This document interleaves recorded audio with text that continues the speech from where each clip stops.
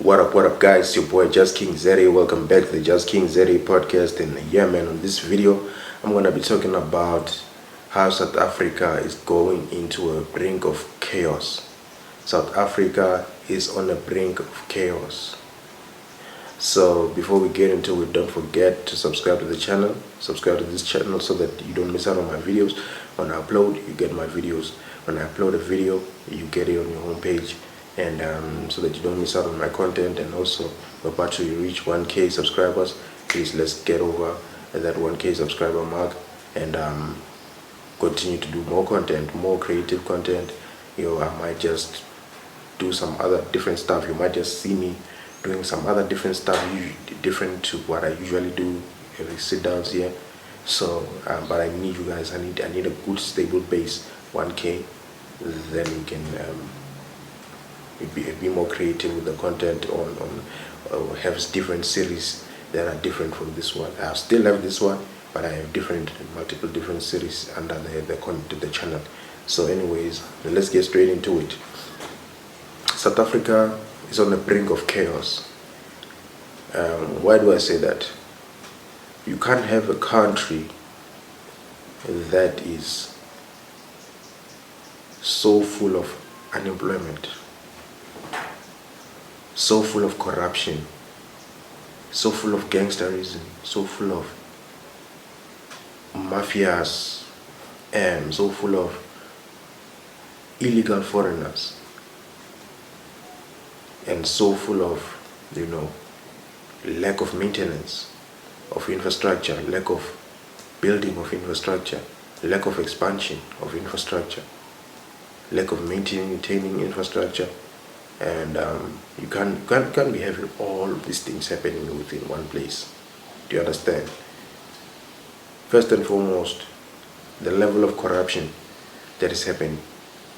Our politicians have left our borders open. Our borders are open.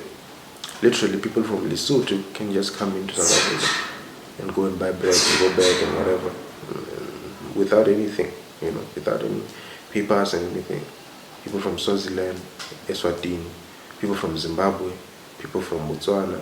Although people from Botswana have been great, they don't do that stuff, even though they probably are, but it's not a thing. It's not a pandemic, So we appreciate Botswana people for that. They have very so much decorum. People from Namibia, even though Namibia is not like that as well. You have people from Mozambique, which are a problem. You have people from Malawi and all those type of things. All those type of people. They come into the country as they please. They do whatever it is and whatever. Some even do crimes and all of that. And here's the thing: they are not documented, and it's kind of you have all those type of things. People just flooding into the country as they please, and then on the other side you have South African citizens who are unemployed. A lot are unemployed. A lot are in poverty, and you have this new thing. It's not a new thing, but it's a thing of people being educated and unemployed. Some even being very educated and unemployed. Then you have doctors who are educated, it's doctors, but they're unemployed. Do you understand? South African doctors. And then now you have foreigners being employed in South Africa. So foreign doctors being employed in South Africa. Foreigners working for companies and working for factories and everything. You have foreigners somehow being able to make money within this country.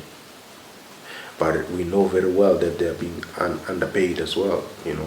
These workers, maybe not so much doctors, but other workers are being underpaid. You understand? We know that it's what they call cheap labor. You understand? So those are the type of things that are happening in South Africa, and South Africans are watching these things. The resources are being given to foreigners rather than South Africans. South Africans are being left in the desert with no water by someone who's got water. Someone who's got an oversupply of water, leaving someone in the desert saying, yeah, no, what, do you understand? It's basically like they're trying to unalive us. They're trying to kill us. They're trying to kill the South Africans, citizens, blacks, colors, you know. They're trying to kill us because they're leaving us in the desert with no water, you know. So, and expecting us to survive. Do you understand? Leaving someone in the desert and then without water and then expecting them to survive. You know what I'm saying? So that is the craziest thing that you can ever imagine. So what's supposed to happen there? What's supposed to happen there is there's supposed to be people should just be like, oh, okay, no, that's fine. You guys are hiring foreigners, it's fine. Do you understand?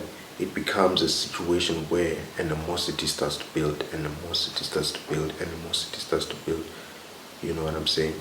And then the foreigners get to feel that it's okay to commit crime in South Africa. You can go there and not have any documents, not have anything, be illegal in the country, and be rewarded for it.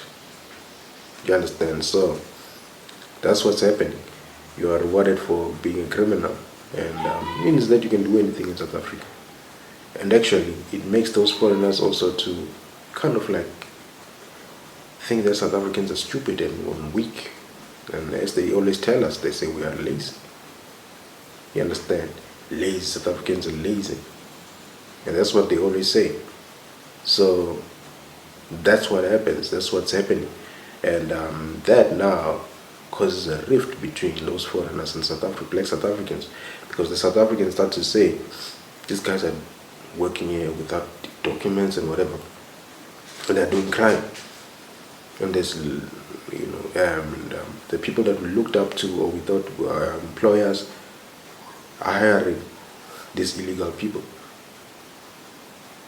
So these people that we thought were going to hire us, that we went to school thinking that we will be, they will help us out in our careers, it means that these people actually hate us and want to destroy us, and they are okay with us not being able to feed our families.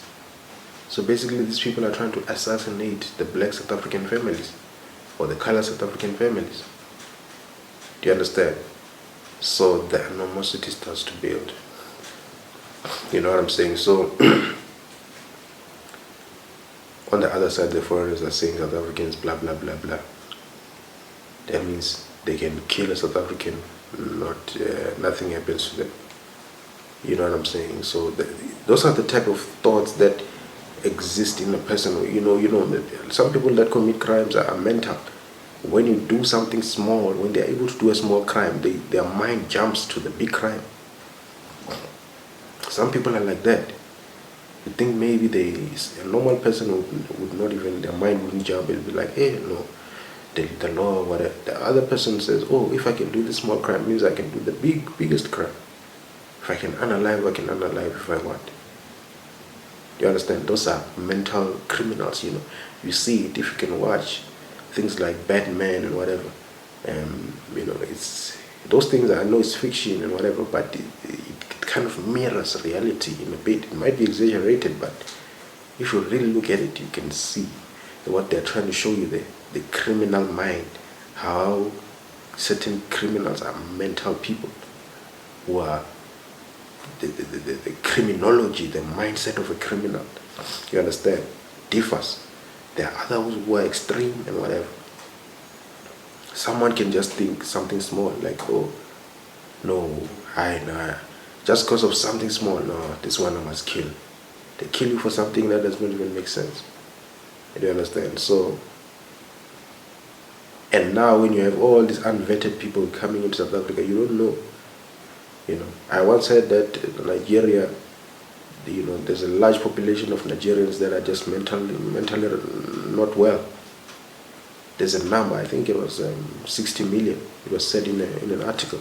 There's an article that was going around saying that over 60 million Nigerians are mental.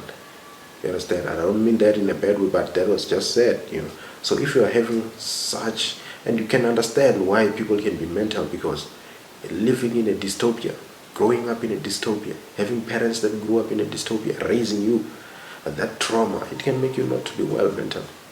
You understand? So this type of things lead South Africa to be in a place where now we're at the brink of chaos, because we have all these criminals, all these mad people, all these undocumented criminals, people, and then you have South Africans who are getting enraged and getting close to the brink of chaos. You understand?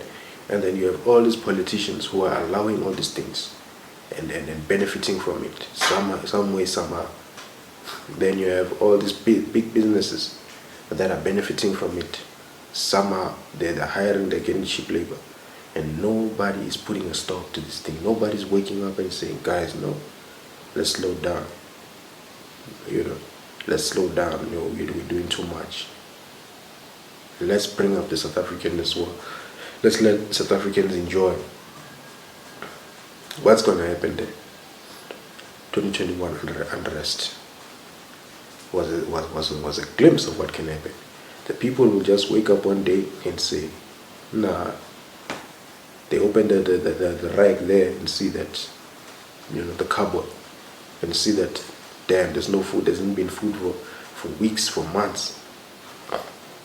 They've been struggling to get by, and yet foreigners are busy. Illegal foreigners are busy, earning money, doing whatever. They're flashing right in front of you.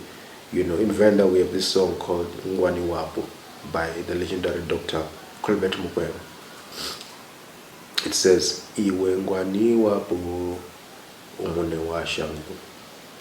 Iwe ngwani wapo umune wa shangu.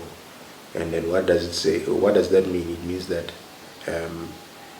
you, the original, the original citizen, the original of the land, you are the owner of the land.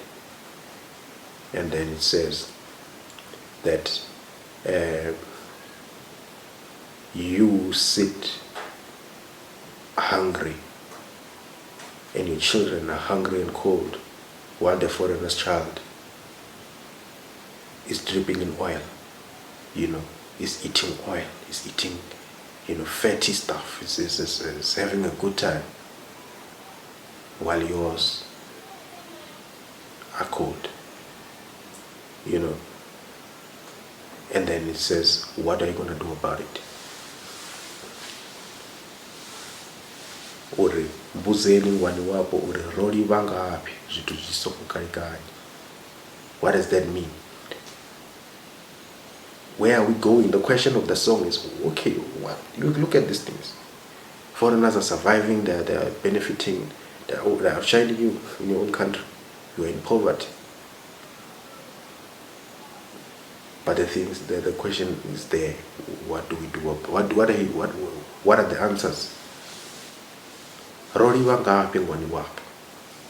you understand? Where are we going? Aboriginal.